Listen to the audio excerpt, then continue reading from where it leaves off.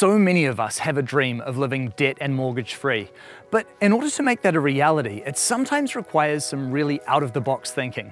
And that is exactly what this next couple have done by building an incredible home out of shipping containers.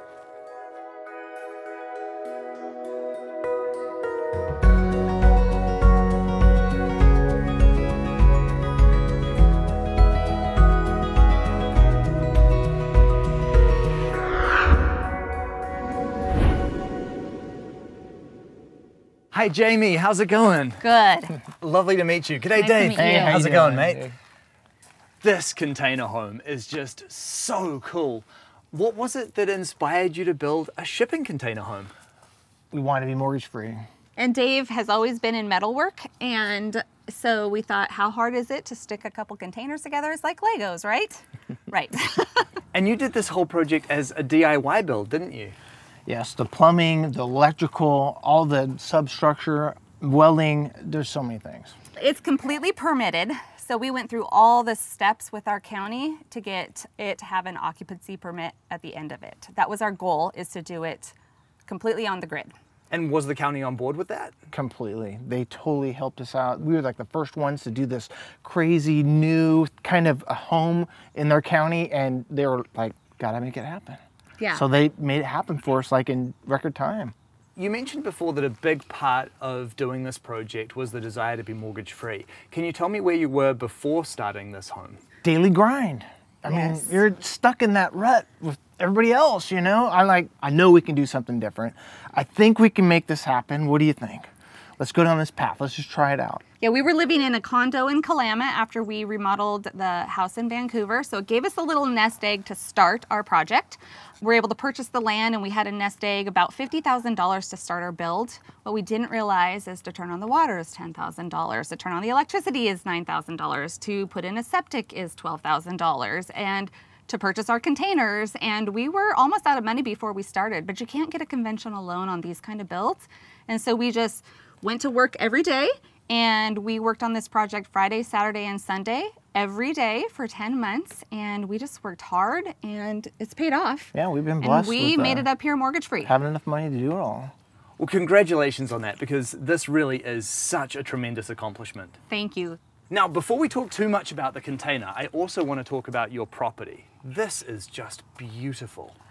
It was a lot of work. A friend told us when we first purchased the property and he drove in and he stood at the top of it, he said, someday this is going to be your own private Garden of Eden. And it really has evolved that way. We love it. You don't have to go anywhere when this is your home. And you can walk out your front door and boom, there's our garden, right? Yeah. And then the container house, what size is this? There's a 40-footer on the bottom and a 20-footer on the top. So it's 406 finished square feet, but it fits everything that we need. And I really like the design and what you've done here by stacking them one on top of the other and creating this incredible deck on the top. Outdoor living space is so important when you're living tiny. It really has made it more sustainable for us. Like Dave likes to tease, sometimes you have to go outside just to change your mind. And so that there are times when that is the truth. So it is nice. That's one reason, you know, we've had this passion to grow out the property and landscape it so that it was an enjoyable place, not only in the house, but outside the house too. And so what was the process of building this home together like? We did it overcoming a lot of obstacles and challenges. We got our containers delivered, we cut out all the windows, we got them craned in onto our foundation, and we were in the process of finishing out our structural welding, our railing. And about midway through that process, Dave had a major brain bleed. It was called an intracranial hemorrhage. It was spontaneous. There was no known underlying effect. Dave called me and said, something is wrong, I can't feel my arm. And so I instantly came driving home, and when I got here, he was about halfway up the driveway, and as soon as I pulled up, I could tell by the way his face was that he'd had a stroke or a seizure or something. And I walk up to him, and I'm gonna cry. He falls into my arms, and he said, I was waiting for you before I went to sleep.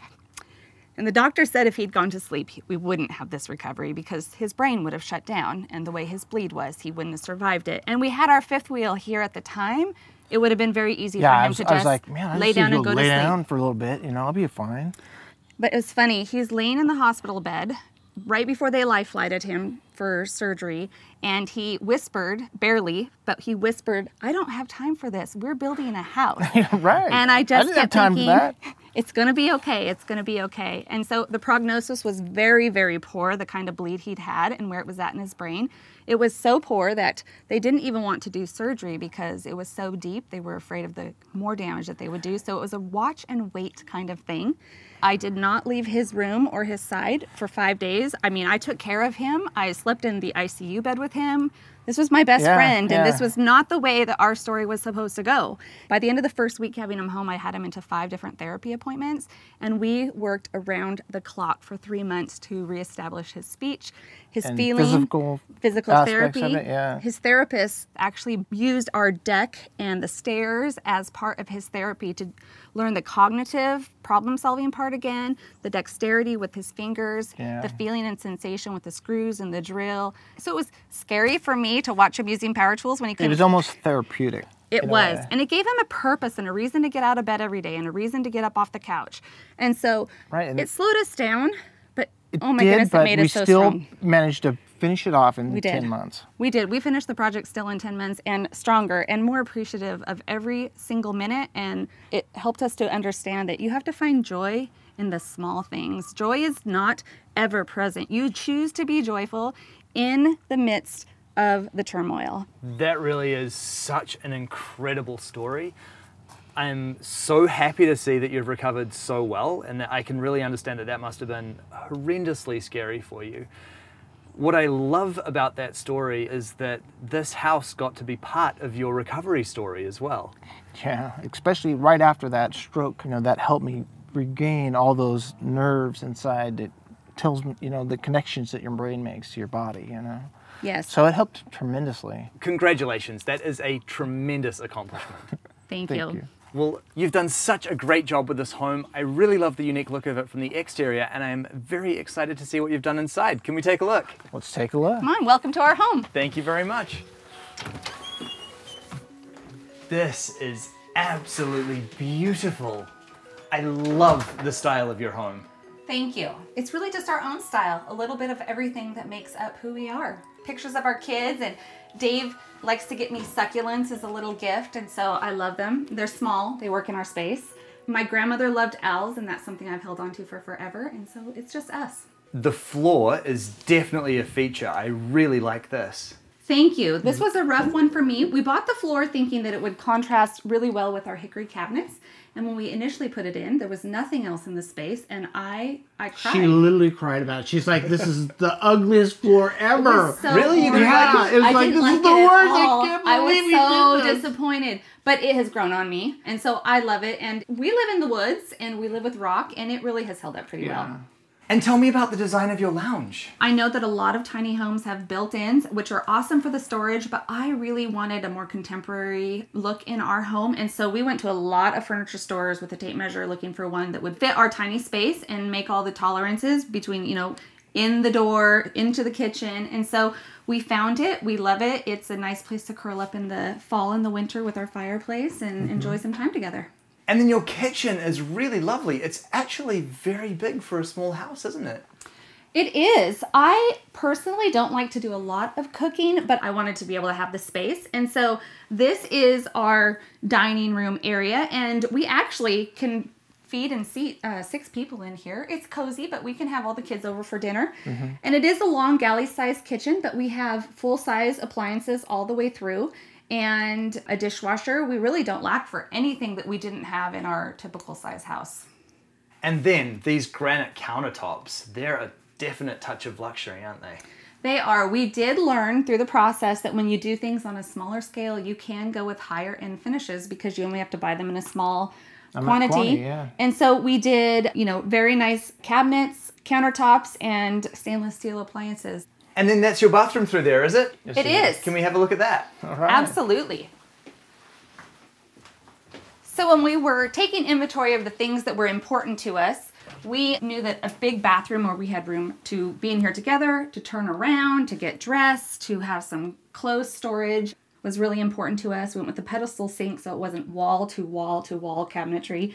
Yeah, and the shower, actually, Dave built that, and it was also part of his recovery from his stroke. So yeah, all the towel work. It was a long, slow process, but he did a good job. And then these are kitchen cabinets that we just stacked on top of each other, and this is Dave's closet, and yeah, we have tons of storage in here. So everything's working just like a home. Yeah. And then what's through the back door here? So into the closet here, for code, we had to have a closet for our single bedroom. And so this is closet on our blueprint. Now it really is a closet. So nice. We have our pantry. I've been doing a lot of canning, but also my space. Prior to that... You notice her closet is a little bit bigger than mine. Did you guys notice that? Prior to Just this, a little bit. Yeah. This was where our son lived, our youngest, when we first moved in. So we had room for a twin-size bed, a dresser, a TV. But since now he's a full-size man, then we've moved him up into the shop. But this was plenty of room for him. So, you know, it was like a 2-bedroom house, and it worked good. Yeah. But now it's nice to have the extra space. You can kind of declutter the rest of the areas because it can all be organized in here. And then can we take a look at the upstairs? Absolutely. All right. Now, this spiral staircase, that is quite a feature, isn't it?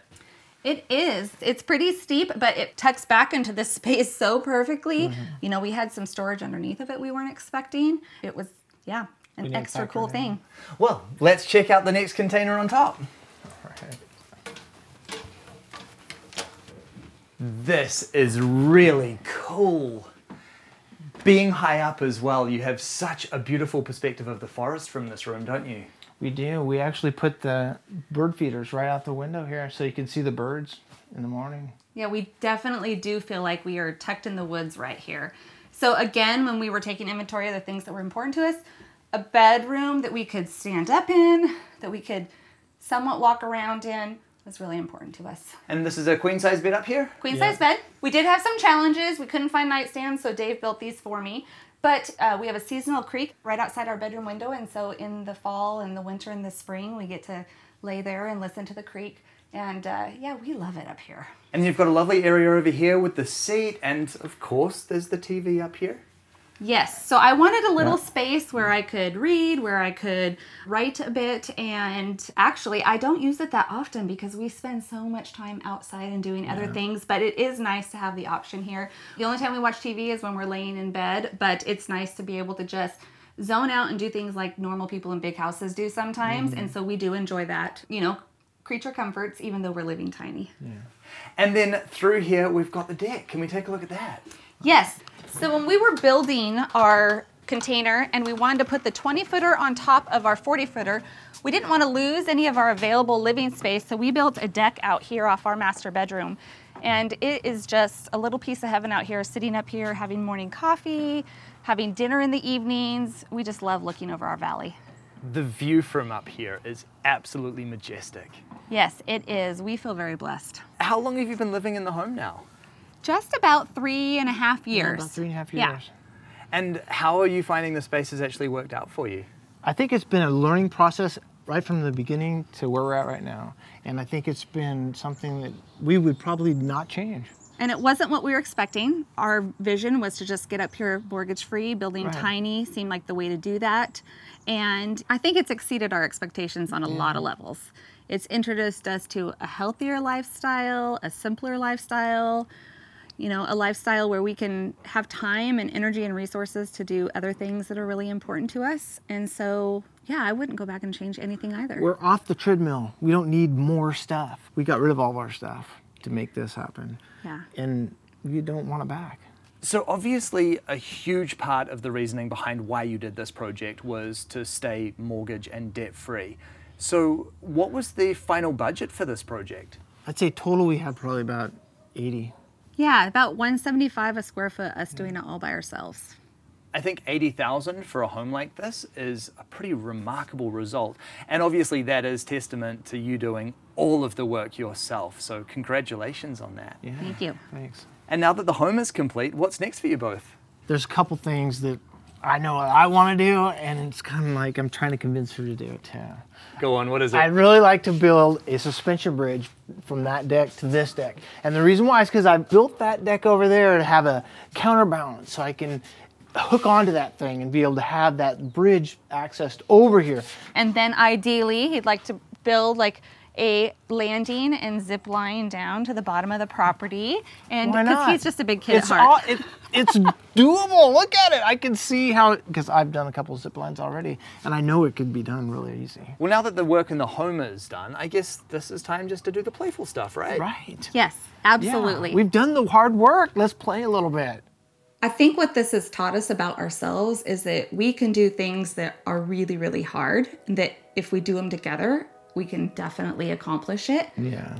Separate, it's really hard. When he got so sick and I didn't know, there was no way I could finish this, but you know, it's one reason we worked so hard together for him to get back to a healthy state, because we had goals. And so we know that life throws you curveballs, but just go with it. Find the joy in the moment. You know, adventure awaits around every corner. Choose joy. Live outside the box. Color outside the lines. Definitely be positive. Be positive. Yeah. Be a little sassy. Stay positive. Be different. It's okay to be different. And we are different. We're living in a shipping container. Yes. You know, and not too many people can say that. You know. Yeah. But we have made this shipping container our home. Yeah. Well, this home really is just incredible. I love the style, I love the uniqueness of it, and I think you have both created a really special place here. Thank you so much for sharing it with me. Yeah. Thank you. Thank you. Jaimie and Dave had to move through some incredible challenges in order to make this build a reality, but they did. And the result is a home which is beautiful, artistic, unique, and which has really brought them both so much closer together.